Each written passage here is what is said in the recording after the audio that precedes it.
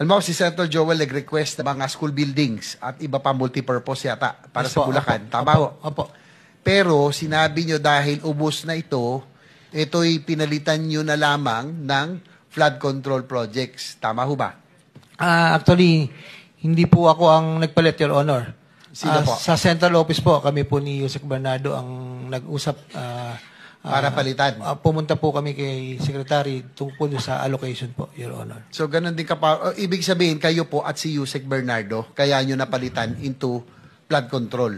Yung pong mga request na school buildings. Actually, Your Honor, yung multipurpose building, ako po nagre-report lang po dahil sila po yung Undersecretary for Luzon kung any concerns po sa politiko na nasa kupang ko. Sa kanila ko po sinasabi, Your Honor. O kasi, hindi naman sa inaano natin, no? Pero naalala ko lang kasi si Senator Joel, consistent yan doon sa flooding at ayaw niya ng flood control, supposedly. Yes, sir. Kaya nagulat ako, ba't siya nagkaroon ng flood control? At kayo po ang nagsabi na, kayo po, kala ko kayo lang ang office, pero alam din po ni Yusek Bernardo na pinalitan into yung pong request for school buildings and multipurpose. Yun po ay napag-usapan po sa namin ni Yusek Robert saka ni Secretary Bonoan at that time.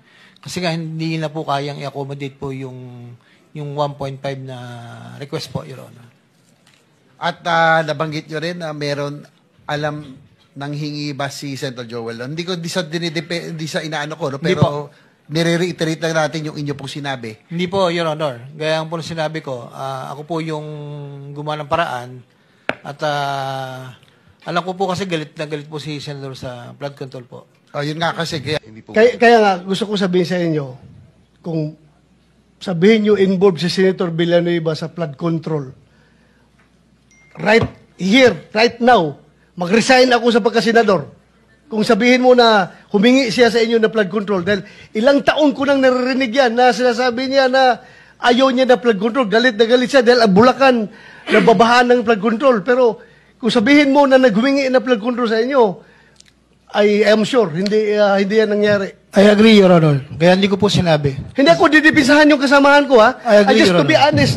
to be honest with you, alam ko yan, galit na galit siya sa flood control si Joel Villanueva. Ilang budget hearing niya dito, siyang pinakamaingay na nag-criticize sa DPWH dahil sa flood control.